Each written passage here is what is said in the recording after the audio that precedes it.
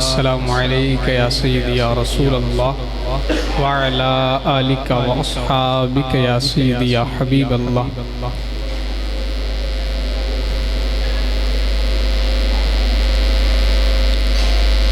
عزیزان گرامی،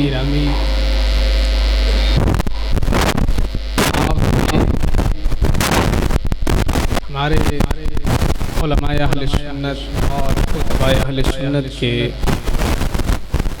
بیانات کو سماعت فرمایا ہے۔ مختلف انواع کی باتیں ہوئیں، آخر میں چند ایک جملے عرض کرنا چاہتا ہوں اور آپ سے گزارش کروں گا کہ چند ایک منٹ ہیں، آپ نے توجہ سے دو چار باتیں ہیں وہ سماعت کرنی ہے۔ آپ احباب اس تقریب سعید میں تشریف لائے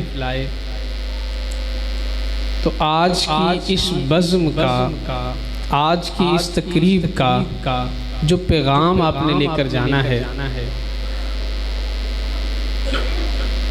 شریعت مطہرہ نے ہر مسلمان کے لیے علم کا ایک مخصوص حصہ سیکھنا فرض قرار دیا ہے،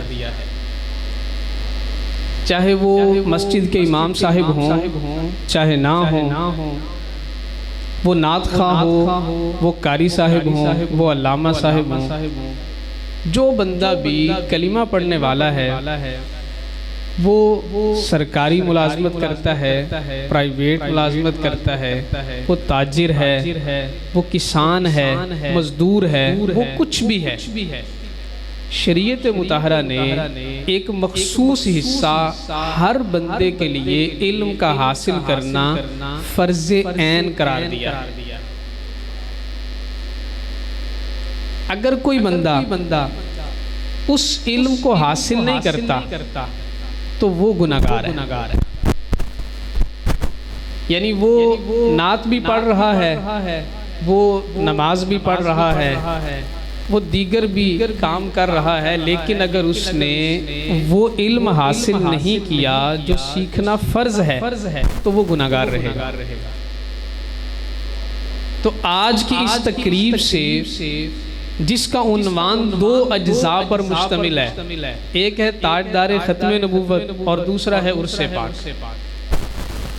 تو ہم نے یہ پیغام لے کر جانا ہے کہ ہم نے ضروری عقائد کو بھی سیکھنا ہے اور ضروری مسائل کو بھی سیکھنا ہے۔ ضروری عقائد یعنی جن عقائد کا علم ہمارے لیے سیکھنا فرض ہے وہ ہم نے ضرور سیکھنا ہے۔ اسی طرح جن مسائل کا علم حاصل کرنا ہمارے لیے فرض ہے وہ ہم نے ضرور سیکھنا ہے۔ دیکھیے، میں آپ کو یہاں بیٹھے کہوں کہ آپ سارے جنتی ہو گئے کیونکہ آپ عرس پاک کی تقریب میں آ گئے، تو یہ بات سچی نہیں ہوگی، صحیح نہیں ہوگی۔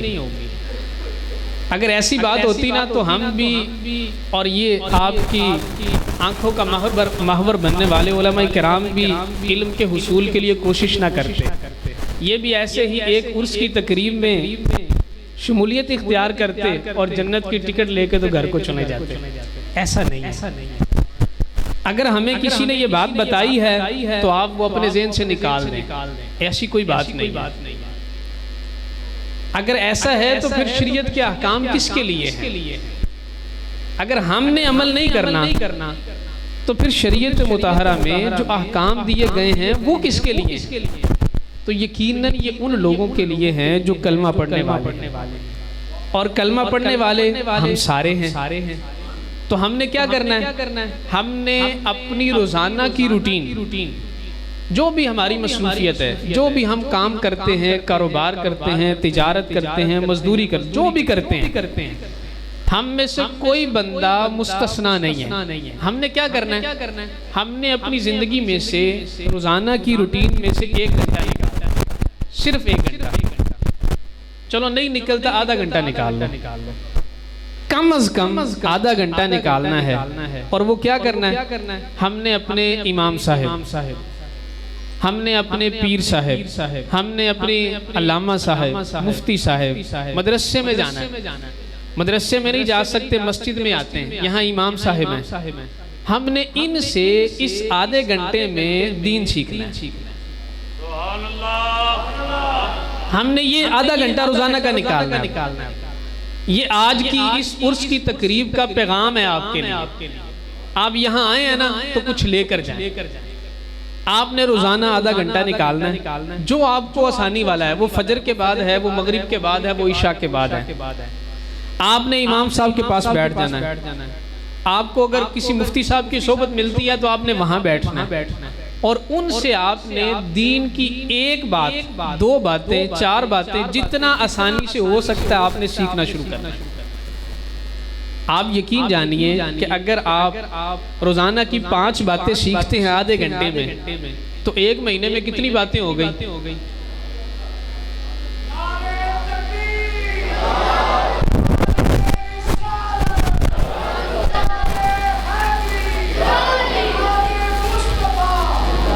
ایک مہینے میں آپ نے 150 مسائل سیکھ لیے۔ آپ اس کو ضرب کریں ذرا 1 سال کے ساتھ، 1 سال کے یہ کتنے مسائل بن جائیں گے؟ اور پھر آپ یہ سوچیں کہ میری عمر 30 سال ہو گئی ہے، 40 سال ہو گئی ہے، 20 سال ہو گئی ہے، میں نے پورے 20 سال میں اتنے مسائل نہیں سیکھے تھے جتنے میں 1 سال میں سیکھ سکتا ہوں۔ تو آپ کو اندازہ ہوگا کہ ہم کتنا وقت ضائع کر رہے ہیں اور ہم اس کو کتنا قیمتی بنا سکتے ہیں۔ یہ میں نے آپ کو ایک مثال کے لیے عرض کیا ہے۔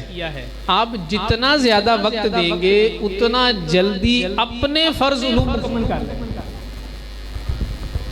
دیکھیں یہ جو ہم نے علم حاصل کرنا ہے، یہ وہ علوم ہیں، یہ وہ علم ہے کہ جس کا سیکھنا آلریڈی ہم پر فرض ہے، اور جب ہم اس کو فرض کو پورا نہیں کر رہے تو ہم گناہگار ہو رہے ہیں۔ ہم گناہگار ہو رہے ہیں، تو ہمیں گناہ سے بچنے کے لیے جو ضروری علم ہے وہ حاصل کرنا، یہ اس کا کچھ نہ کچھ اہتمام کرنا پڑے گا۔ یقین جانیے ہم یہاں دنیا میں چودھری صاحب ہوں، ملک صاحب ہوں، جو بھی ہوں، یہ روح نکلی نا تو صرف میت پیچھے بچنی ہے، صرف میت۔ تو جو وقت ہم نے گزار لیا وہ بہت گزر گیا، ابھی جو لمحے ہمیں میسر ہیں ان میں ہم کیا کریں؟ اس میں سے کچھ تھوڑا سا وقت نکالیں جس میں کم از کم اپنے جو فرض علوم ہیں وہ ضرور سیکھیں۔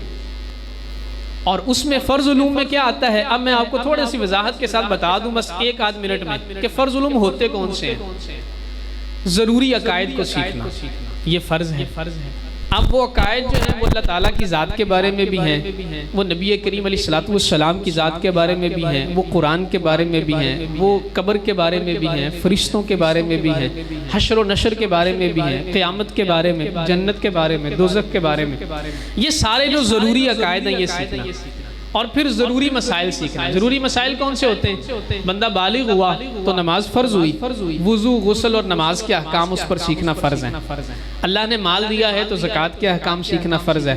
رمضان کا مہینہ آتا ہے تو روزے کے مسائل سیکھنا ہے، اور مال دیا ہے، حج فرض ہوا تو حج کے مسائل سیکھنا۔ نکاح کرنا چاہتا ہے تو نکاح کے مسائل سیکھنا اس پر لازم ہے۔ اسی طرح اگر کوئی شخص طلاق دینا چاہتا ہے تو طلاق دینے سے پہلے طلاق کے مسائل سیکھنا اس کے لیے ضروری ہے، تاکہ وہ گناہ سے بچ سکے۔ ایسا نہ ہو کہ وہ 3 طلاقیں اکٹھی دے اور گناہگار ہو جائے۔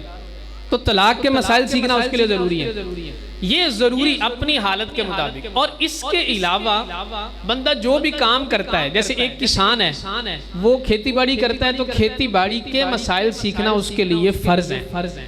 اگر کوئی مزدور ہے تو مزدوری کے مسائل سیکھنا اس کے لیے فرض ہیں۔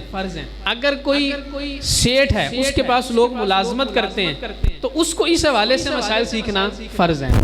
تو اپنی حالت کے مطابق جو بھی ضروری مسائل ہیں ان کا سیکھنا ہمارے لیے فرض، لازم اور ضروری ہے۔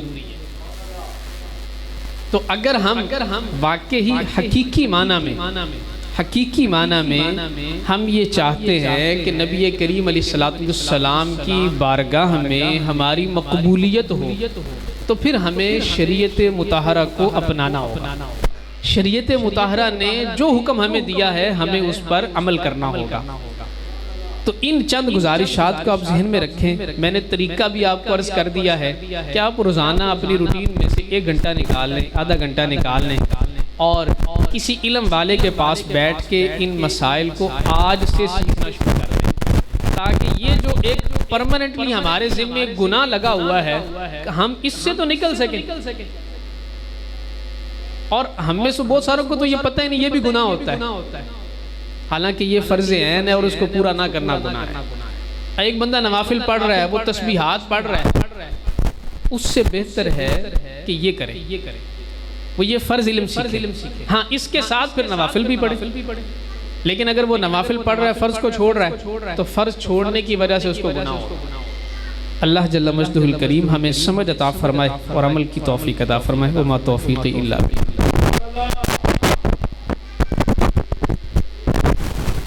ماشاءاللہ محفل پاک بالکل ختم ہو گئی، دعا ہونا گئی۔